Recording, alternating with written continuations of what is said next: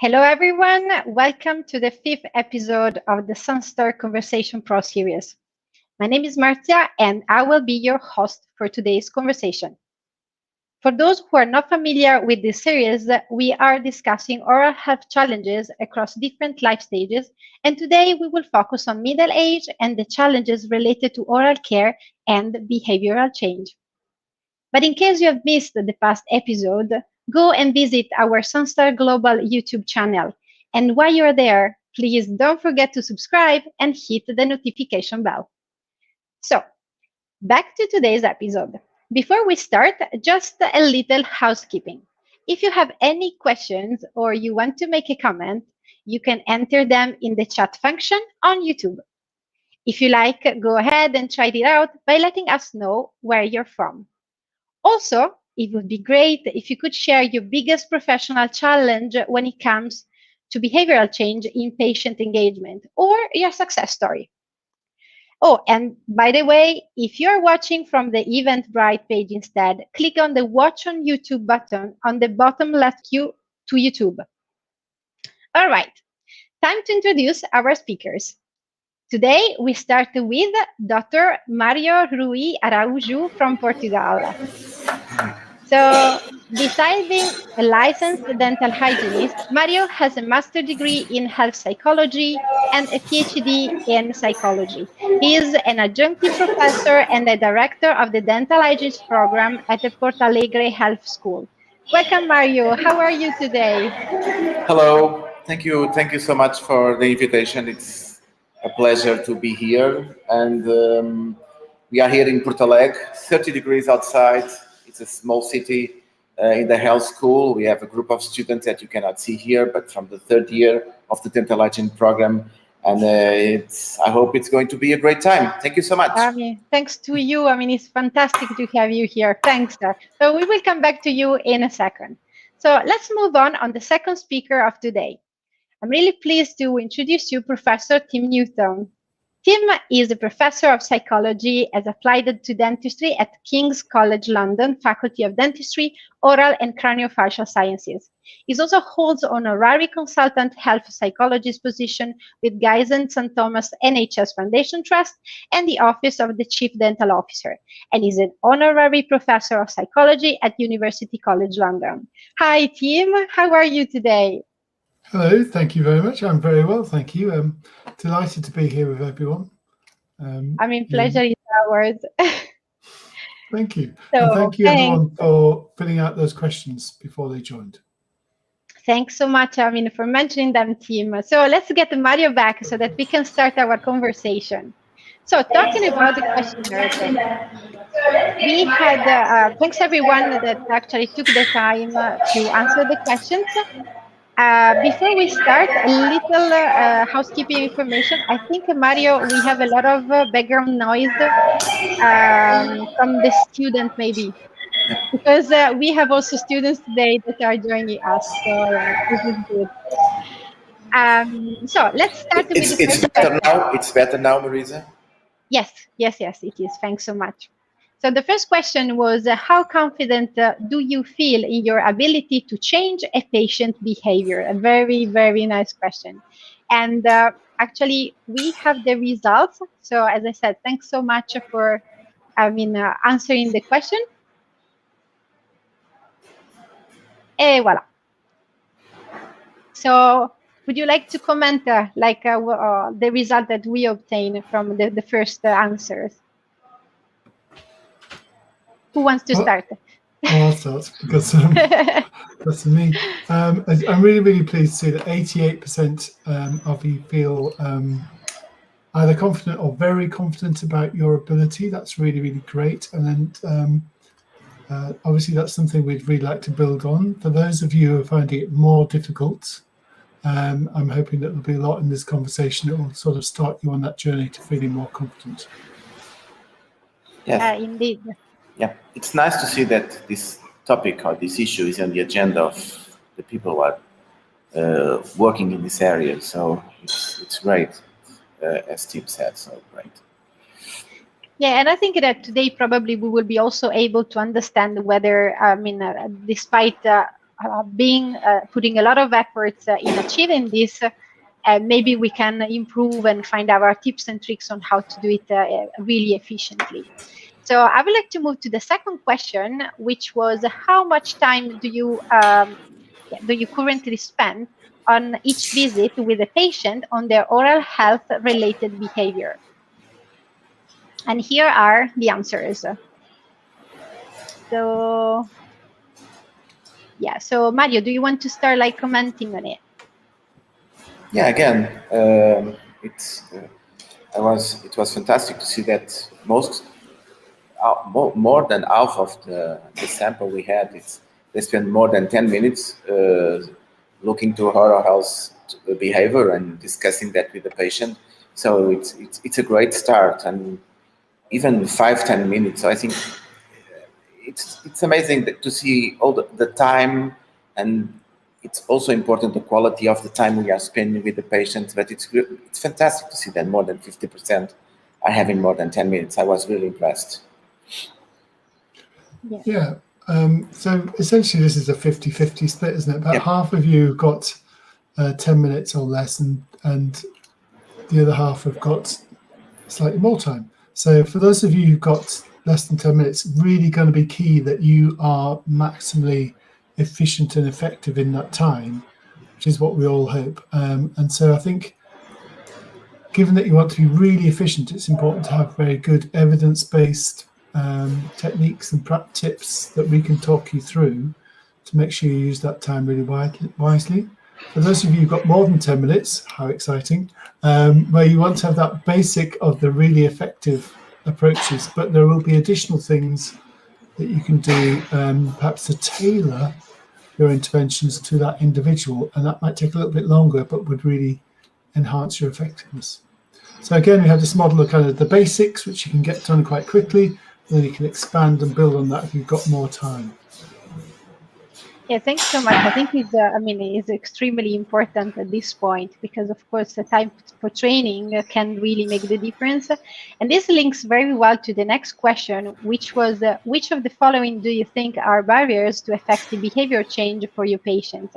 So I would say despite the time spent to teach. And this is the results that we obtained. So Tim, do you want to comment on this?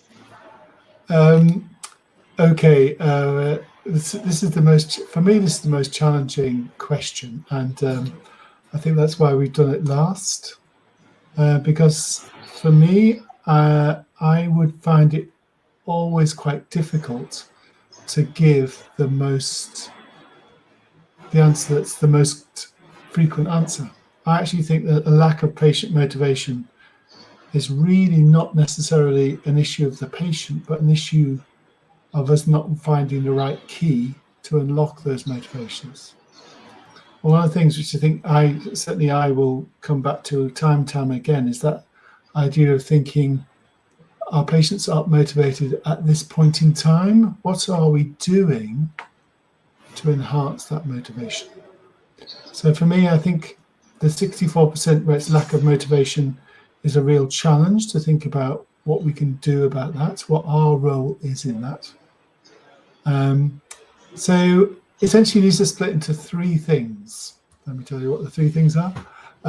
It's kind of motivation, so there's lack of patient motivation. It's good to see that at the other end, your motivation as healthcare professionals is not perceived to be a very frequent barrier. And then there's skills, so the patient's skills and the dentist's skills, and that would include knowledge. And then there's the kind of structural barriers of time and payment. Those are things which are very challenging and bring us back to the idea of being really efficient within the time you have. And payment, I'll no doubt have a lot to say about that as we go along.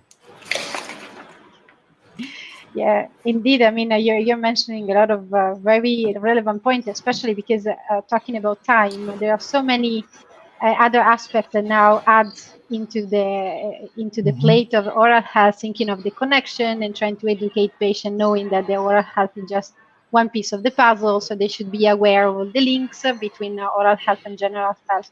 So I see your point. Mario, what do you think about those No, results? What is in your I think I think it's very interesting in the way that we could see when we look to these answers, we can really see that it's not an easy process, and for us that we are professionals and the time looking to the question that we saw before, it seems that the process of changing behavior is something that doesn't happen easily, and this reaction most of the time we have from the patients, and it's so funny to see that lack of skills of the patients, lack of motivation of the patients. But in fact, what we can see on the evidence today that it's not just a responsibility of the patient. It's like it also depends a lot how we approach them. And that kind of approach, I believe that we can address during this talk for the next minutes or next hour. That would be very important to see that it's really a team effort, and most of the time we have to look in that way and be part of that game and see the solution also in us and not only on the patient. But that's very interesting to see these results. And I mean, for both of you, setting a little bit like the foundation of this topic, what do you mean about behavioral change in oral health, in oral care? Sorry, what is, in your opinion, the core of this? That's the $1 million question. Well, that's the big question. Well, I tell you, if I look to my background and I still work as a dental clinician, as a oral health profession. I started as a dental hygienist. I'm still working and teaching in dental hygiene programs. I've been traveling and studying in psychology, so I immigrate to psychology, and it's amazing because, and you know why I did that, because I truly believe that the keystone of oral health is the behavior of the patient, because we know that today about what we know about, for example, biofilm control and how all the things and everything that is related with a lot of the microbiome in our mouths, it's very much, even if you think about other diseases, very much related with behavior. So all the things we achieve in oral health, in technologies and treatments, the base is to control the behavior of the patient in order to avoid new problems, to control the treatment we do, and that is something that is for a long time, for the lifetime. So it's just a challenge that I really think we should embrace as we said in the beginning, in a very evidence-based way, and not just in common sense, because normally people think, oh, it's just behavior, we are just going to give some information and they will change. But it's not true. We know that that is not true. And on the other hand, it's so much important to have the right behavior, which we don't know which one it is. For every patient, we are going to find in a way that is really fundamental for our health. Thanks so much. And for you, Timo, what do you think? That's a really great question. I suppose when I think about behavior change, I think about myself, obviously. I think about how over the years I've learned lots and lots of different things in lots and lots of different ways, and I think about what worked for me and what didn't work for me. So I actually, in terms of, strangely, as somebody who's at a university, works for a university, I hated school, absolutely hated school, could not stand school. It seemed to me you turned up and there's a bunch of people who stood there and gave you information, and then 6 months later they asked you to give that same information back. It always felt to me, even as a child, if they need this information, why don't they just keep it to themselves? And I don't quite understand what this process is about. And often, it's a strange one. I couldn't see what the information was, what the use of that information was. They'd come and they'd tell us, things about how many wives Henry VIII had, 6 apparently, and what their names were and how they died. And this seemed really interesting, but I was aware that it was in a book. If I ever needed to know it, it was in a book somewhere. And then I remember one day I was in the back of a class reading a book about motorbikes, in fact. Not a book, a magazine about motorbikes. And it was a maths class. And the maths teacher said, I don't know why it impinged on my consciousness as I was reading about the Honda 404, but he said, well, there's lots of ways you could do this. It's really a matter of choice. And I was caught, instantly caught, because suddenly it wasn't about here's right and wrong, here's information, learn it and give it back to me accurately. It was like, you think about how you want to solve this problem. I was like, oh, that is interesting. Indeed. And yeah, and that's suddenly that way of thinking, actually, there's more than one way to do things, and different approaches might be more or less good or effective. That's been the foundation of my entire career from then onwards. And if you ask me, what's the key to behavior change? It's pretty much that sense of understand where you're trying to go, understand some of the sort of key ways of thinking about how you might get there, and then creatively apply those principles to find a solution for that person standing or sitting in front of you. And that's what I love about my job. That's what I love about behavior change. It's finding that key to unlock the motivation or the change in behavior for that individual person. And as with many keys, that key is different from other keys. And so if there's one core thing that I wanted to get across about behavior change, is that it's a beautiful, creative challenge to finding the way to change the behavior of that one person you have in front of you. Anyway.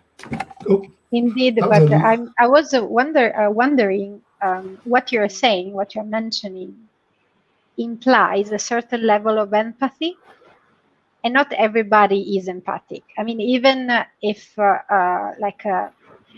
people choose this profession, they can do it for many reasons, and so we are empathic, sometimes we're not, and so how would you what would you recommend to the people joining today in order to develop their empathy, in order to understand the correct path, or how to tune in the wavelength of a patient in order to design something that is really tailor-made to the patient they have?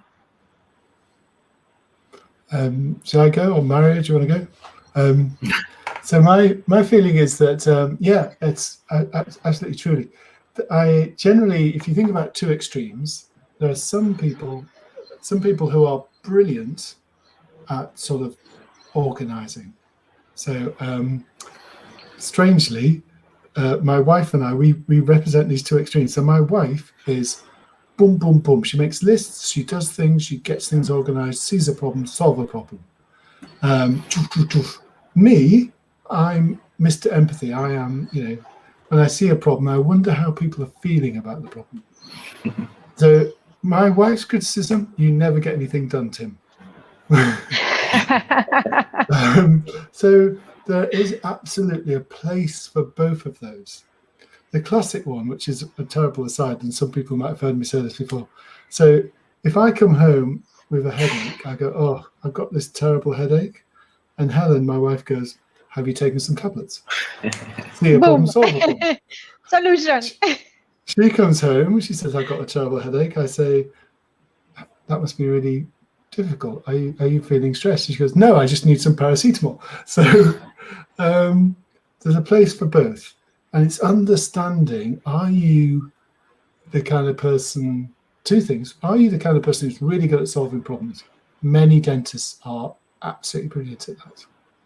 Are you the empathic person, or are you that incredibly rare and valuable person who can operate in both domains? And then the other side of that is, what's your patient looking for? Are they my wife looking for the paracetamol? Or are they me looking for the empathy? And if you really truly understand, this is why I'm sure Mario and I would be great, because Mario's very empathic too, but I'm super empathic. So if we work together, I'd very much go, oh, that's really, really difficult. You should talk to Mario about how we can solve that. Because I know he's got that get it sorted. Yes. So often for me, when I work with our hygienists, and I will say, look, this is going to be really difficult. It's going to be really challenging for you. I'll be there to support you and break it down and explain what you're worried about to the hygienist, and the hygienist will talk you through the steps. So we're using those two sets of skills. And if the patients that I really don't get on with, or patients that find me difficult, to be more honest, are the ones where they want me to sort the problem, stop talking. Yeah, I mean, it depends on how the patient is, because they are more Yes. like active, like proactive or reactive, and I mean, they're very different profiles. Yeah, I know, but I think that's the beauty of the game. If you want to go, sometimes we think oral health is just a easy game. It's not an easy game, of course, but it's such an amazing game. And when we know about all the techniques, but also about what is behind health, I think we should never forget the basic principle, which is we are treating people, and people are really an amazing piece of art, that they can react in so many different ways. And of course, there are but if we know that, that's our job, and then when you start the job with this, and we should teach that in school, because people should learn to work as an orchestra, as a team. And in orchestra, you have different tunes, different instruments, people doing different things, even the people on the lights, the stage. And that's very important for us as professionals to understand our different skills. Maybe there are people who are very good in surgery, putting the implants, and there are other people who are really much more skillful in talking with the patients, preparing the patient, help the patient to maintain, and that's in the end, the symphony, the play, the music is the work of everybody. And there are room for the empathic, for our room for the pragmatic. That's how we are, because we are not all the same. So when I think one important thing for oral health practitioners, and when we think about this idea of oral health professionals, which is, I love the idea of oral health professionals, because it's all together. It's like all together now, all together forever, because it's impossible to do it alone. And this is a very important idea that we have to stick in order to be better and better in the future. But in your experience, does the culture play a role? Yes, definitely it will play a role. But that is also part of the game, because first, the oral health professionals can be they are part of that culture too, because we can see the culture of the health professionals, of the patients. And for example, for me, and I have this lucky to travel and to teach in different schools and to work with different patients. And because I like this game, I like this game of looking to the other and try to understand what are the objectives, what they want, what they are looking for. It's so amazing to see that culture is important. But in fact, in the end, everybody needs attention. Everybody needs that somebody listen to them, follow a little bit their expectancies, and then trying to help them in the way that it's started, that they want. The funny thing is we are in the 21st century talking about things that, for example, I remember I have this lucky of working with Peter Milgram and Philip Weinstein in the 90s. And they teach me the beauty of the science and how important it is to look to behavior. And I remember and Philip Weinstein, he wrote that. It said, we are much more effective when we look to the behavior of the patient, for example, in controlling the biofilm. And instead of changing everything, let's try to understand why they do that and start from that point. And we are discussing this, 83, I think this is a quotation from 83. It's a long time ago. So come on, there is a kind of, we are talking, it looks like sometimes we are on the circle and we are talking about the same things, and we have to put the show on the road because it's important for oral health. We still have a huge amount of disease, and there are so many things to do, so many great things and funny things to do. Yeah, absolutely. And for you, Tim, when you look into patient, how do you identify their profile in order to tailor suggestion and protocols to do at home? I mean, how do you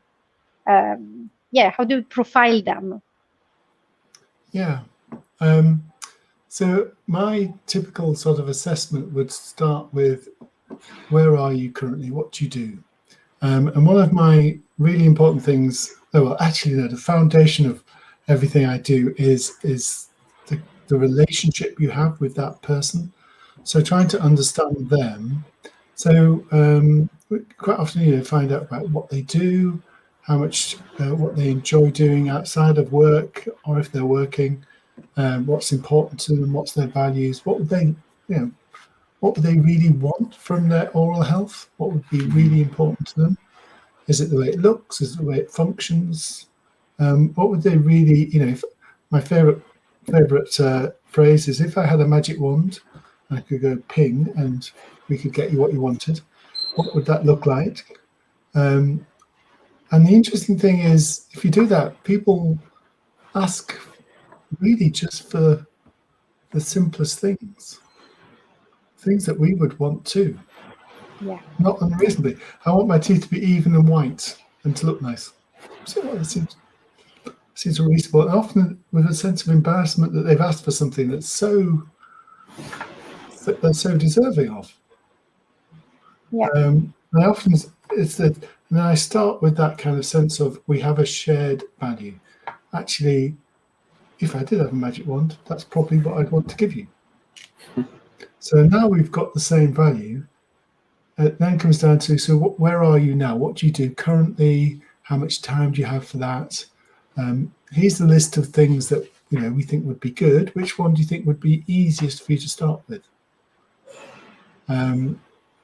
Because the sense there is not that I'm going to give you every bit of information, the entire 6 wives of Henry VIII. I can't remember, died, beheaded, survived, something, whatever it was. And you've got to do it all now. It's like we're in a long-term partnership to get you what you want, what I want for you. And I'm going to see what's the most effective way to get there. So I think that kind of sense of establishing shared values and goals is really the start of it. How much time do you have? What could you do? And one of the fundamentals of that, sorry to go on so much, but one of the fundamentals of that is to be non-judgmental. Because a couple of things. Certainly for people, I work in an area where there's quite a lot of people on very low incomes. And their experience of any organisation is usually being told off. They went to school, they didn't do very well, they got told off. They go to work, they're in a lowly job, anything goes wrong, they get blamed. They're just used to being told off. And so they come into healthcare and they're expecting to be told, well, you're really bad because you don't clean your teeth, you're really bad because you smoke, can't believe you do it, don't you understand how important it is? To me, it feels like we're just reliving their childhood school memories in a negative way. Whereas actually kind of be more permissive, that says, well, yeah, it's really difficult. It must be incredibly difficult. What could we do that would be the easy thing to make a start? I just feel that builds more of that kind of partnership, rather than expecting them to be you're going along this path and suddenly you have to divert because I've told you how important it is to brush your teeth. Just that's my fundamental approach. Yeah, but I have a question then for both of you. I mean, when you see your patient, and then you see them after, like, let's say 6 months or after a year, certain times. I mean, how do you ensure this partnership lasts? I mean, is there constantly? I mean, how do you ensure that they go home with a clear message and, they apply what they have been told, or because it is difficult. I mean, it's not easy to maintain a relationship when you have only 10 minutes every 6 months, right? Yeah. No, I think that is a great question, because we have to assume that what is difficult for the patient is super difficult for us as professionals, because we want the best for the patient. Let me share my example. I'm learning this new game, which is something between tennis and squash. It's a Spanish game called paddle. And Okay. I'm learning for 1 year, and it's all about different movements. And I used to play badminton for 20 years of my life, doing the same movements all the time, And now I'm playing a different movement, and I practice twice a week, sometimes 3 hours, 1 year. And my brain is still not able to repeat the movements. And I want so much. And I have 2 hours, 4 hours per week. Can you imagine controlling something that we have to assume that it's very difficult to control between the teeth? For example, we need really skills. And as you said, we have 10 minutes, which is a luxury, and then we talk sometimes after a while. So I think the first thing we have to admit is it's difficult. So probably we should think, okay, let's take time. As we said before, we need to understand where the patient wants to go, because if we don't understand that, we are always in different directions, and it will be a frustration for our life. And we do the easy way. We complain. We say, well, they don't care. But it's not true. It's really a difficult task. If we want to control infection, for example, in gingivitis or periodontitis. So assuming the difficulty, assuming the way that the feedback, assuming for ourselves that we need time to reach the results we want, it's fantastic. And then, of course, as we said, there are so many strategies nowadays with technologies that we can control in the middle. And I mean, we could be talking here, we could make a course for a semester just talking all about all the strategies. But I believe the starting point is very, very important. It's just not information. The fact that I say to my patient, brush and floss, or brush and using the dental brush, it doesn't work per se. It's much more than that. It's really a strategy that we have a start, and then in the Tolstoy book, it's a long one. Sure. No, absolutely. Absolutely. And for you, Kim? Interestingly, I essentially do 3 things. That's my entire life, 3 things. So having established what we think we're going to try and change, I set a goal, plan how we're going to achieve that goal, and then I monitor how we're doing. Now that is, I'm yet to take more than 5 minutes to do that. And with my long-term, to go back to your first question, actually, my problem is not getting people to stick with me. My problem is saying goodbye to them. I find it really hard. I have people that they come who are going, Tim, you're going to discharge. If I ever discharge anyone, reception, like, stand up and applaud. Like, well, hello, Tim, you managed it. Just because I'm really bad at it. But I have patients who, been seen for a long time, and they walk in and go, right, so I've been doing this, and I've managed to do it this often, and I'm thinking about doing this next. Because you've passed on the skill of setting a goal, planning how to do it, and monitoring it. And I go, oh, do you think that's going to be too difficult? And they go, no, I think I can do it. So now I'm in the position of trying to make it easy, trying to say you can't do it, rather than them saying you can't do it. So just setting those, what's the goal, how are you going to achieve it, and then checking up how it's doing. Those are the things. Now, the interesting thing about that, which ties in exactly what I was saying about when I was at school. I very rarely tell people anything. I don't really give much information out at all. And if they need the information, I say, well, what do you think we should do? We've got videos. We've got videos we can show you, or you can go and see the hygienist. They'll give you some in-depth information about how to do it. But it's part of that goal-setting procedure. So we want to clean interdentally. There's different ways of doing that. You can either watch the video, see how you get on with that, or we can send you to the hygienist. But what I'd like to focus on is when you're going to do that. So when you're going to watch the video, when you're going to buy the things, when you're going to try your first attempt, and then I'll see you when you've had your first week. We'll see how that went, see if we need to tweak the plan, and then you'll move on with the goal. So I don't give much information at all, and that's because of the time. I always say, if you've got 5 minutes, make a plan. Don't give information.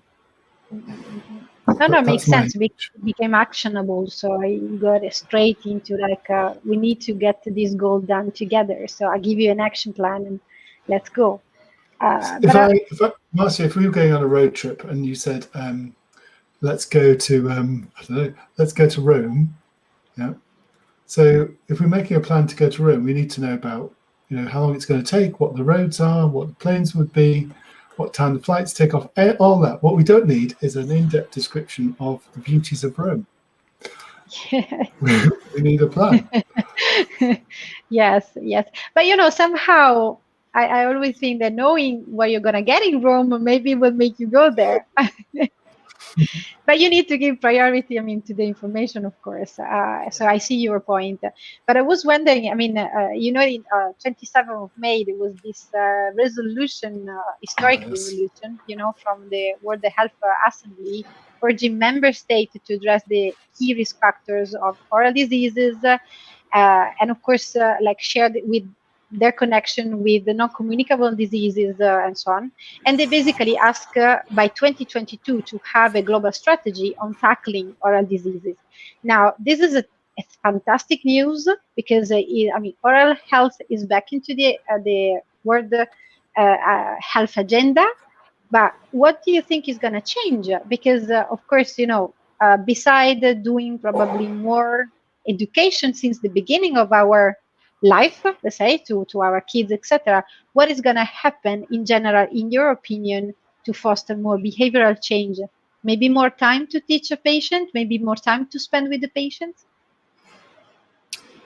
I don't know what's going to happen, but I think it's again because once in a while oral health is in the agenda, and again with the Oral Health Organization putting oral health at the top of its agenda and doing all these documents, it's a huge responsibility for all of us, for professionals, essential for professionals, because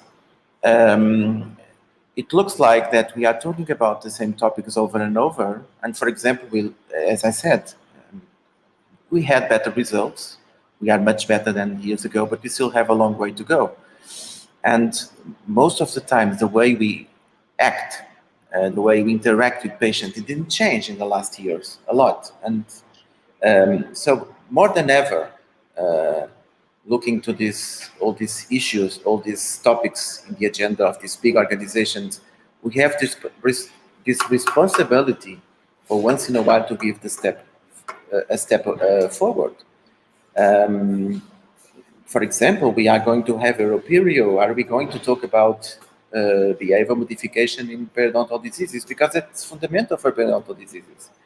And so things like that, for the professionals, for dental hygienists, for dentists, it's again a big open door for putting oral health and helping really the patients, different cultures, in different ways. We will not find a way to, one solution doesn't fit all, but if we talk all over the world about oral health, we will, with different language, with different solutions, I think we have the duty to start.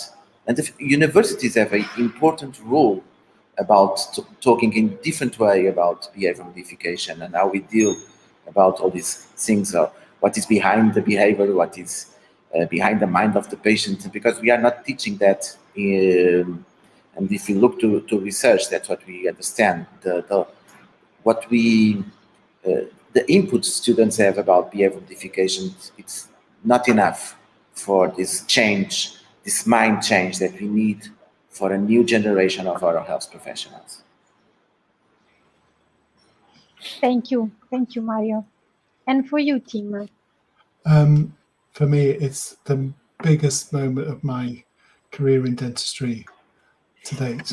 It is the great possibility of changing the way we think about how we care for people's oral health.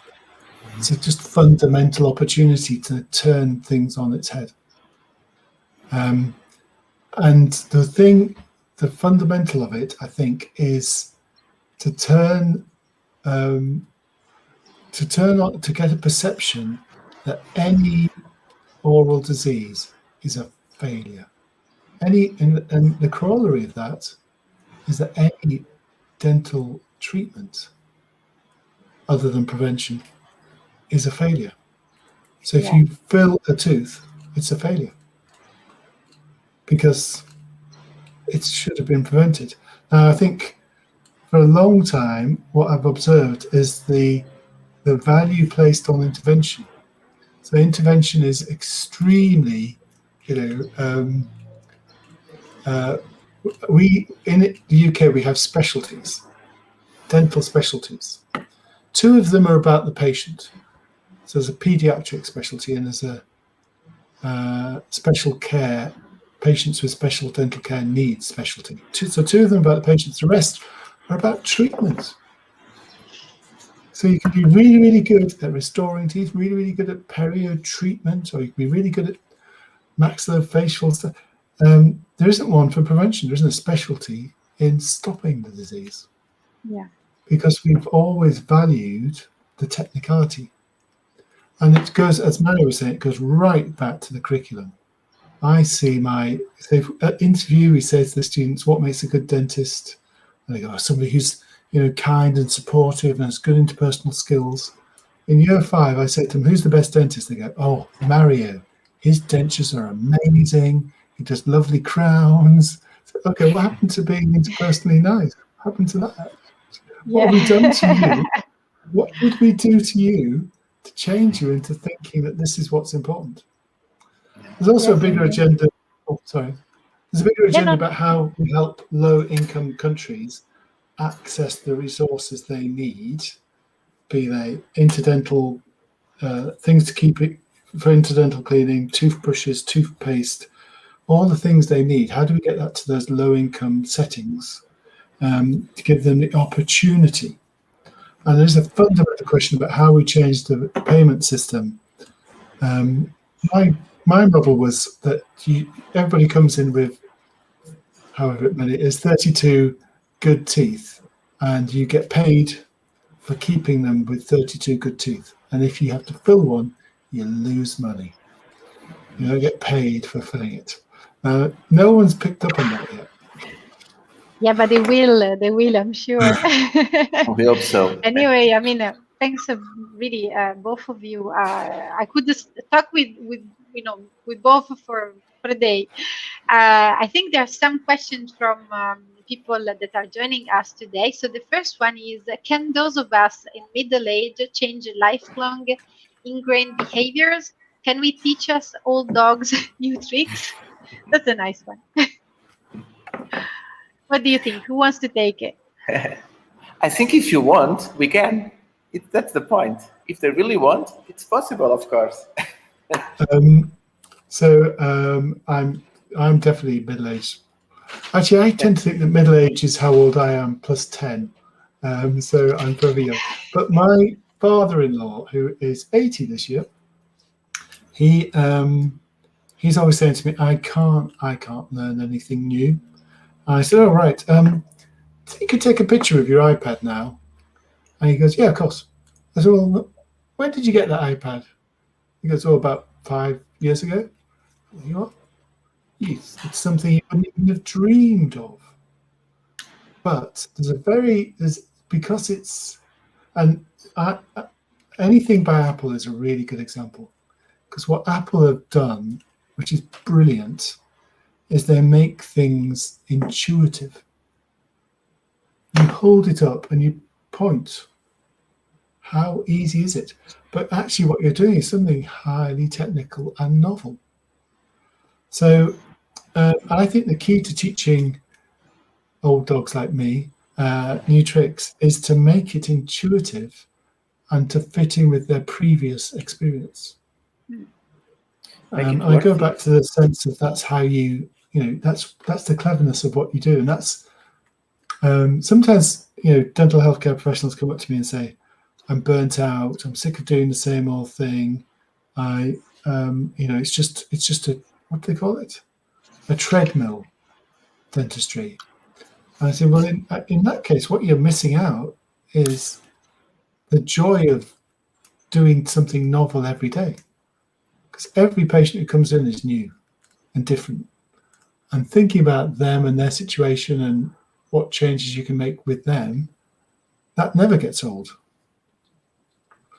So it's good for you, but it's good for the patient, but it's also good for you. It's exciting. Yeah. It's really exciting. Good. Thank you so much. I think we have time maybe for another question. Do you have tips to identify triggers that can help changing behavior?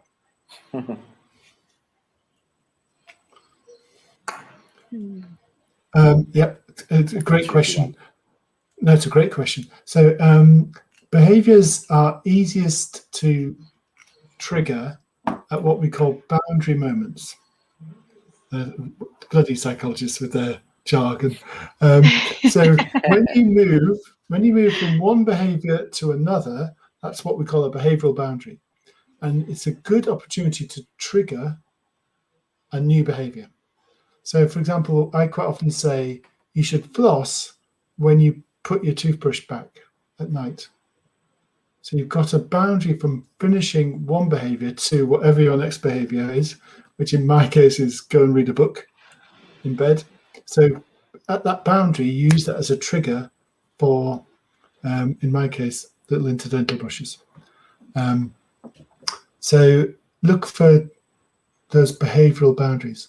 What was a really interesting thing that I've noted recently is that because people in the UK have been in COVID lockdown, there's a whole new set of behavioral disruption and a whole new set of behavioral boundaries that is really good for saying, well, actually, now you've got this new disruption, you can put new behaviors in it. One of the very few good things to come out of COVID lockdown has been the opportunities for people to try new behaviors. And it's been quite useful for us to put those in. Mario. I was saying that's the creativity that we talked before, because nobody changed because they are just informed. They change because we find something that is worse for them, that the cost is bearable, cost in terms of the time, of how influence their life, and there is a result, there is a benefit for them. And most of the time, the patients, they give us those clues to us. And sometimes that is a trigger that we can say, okay, that's a good start. So you don't like that, or oh, you have time to do that in that moment. So again, it's time. As Dune is a great movie that is going to premiere, and they say time is the most important thing in the universe. And it's true. We need time, and use time in the better way, in the creative way, and then you will see the difference. It's not easy, but it's amazing.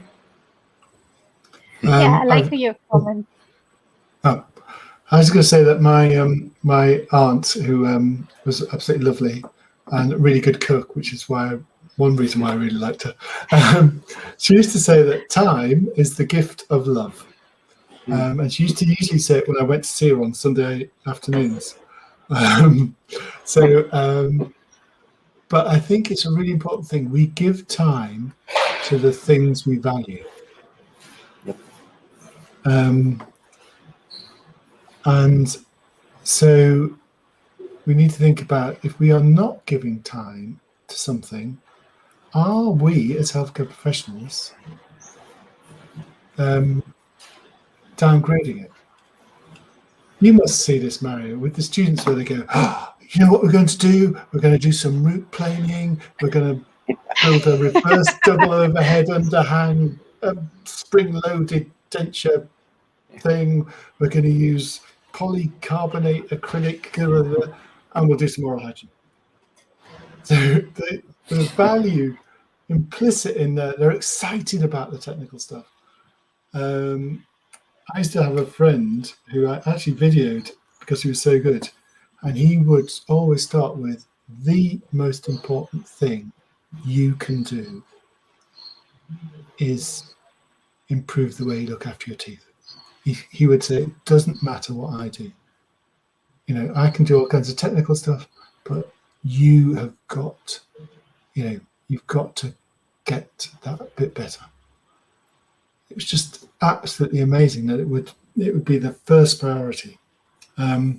And interestingly, many years later, I was talking to Ian Chappell just the other week, Professor of Perio, and he says he had this beautiful graph that says something like 80% of the change in perio is behavioural. He basically is recommending for the UK health system that unless people change their behaviour, you don't do any perio treatment. Phenomenal. Yeah. Yes. Oh, yes. Absolutely. I mean, thanks so much. I think we are going out of time, but I love this last bit and this sentence that we need to, give time to the things we value, because it can be applied into so many things, from patient perspective, from professional perspective, in everyday's life. I mean, really, I love it. So thanks so much, both of you. It has been lovely talking to you. I hope that we were able to answer the questions that were published on YouTube. And of course, if there are going to be more questions lining up, we will do our best to answer them afterwards. So, of course, first of all, I want to thank my two amazing speakers today, Mario and Tim. Thanks so much. I hope to be able to speak with you again and again, because I loved it. And of course, I also want to thank our audience today, because it's really important also to build this community and to talk about important things like behavioral change. So don't forget to like this video, share it, hit the subscribe button to our channel, and make sure that you click the notification bell. You can also find us on Twitter, Facebook, Instagram, and Sanstar Global. Or, of course, if you are interested in more educational assets, you can visit our website on sanstar.com and sanstargam.com. So thank you again. We will be back in September talking about aging population with focus on oral frailty. And see you next time. Thank you. Thank you. Thank you, Goodbye. Rui. Thank you so much. Bye.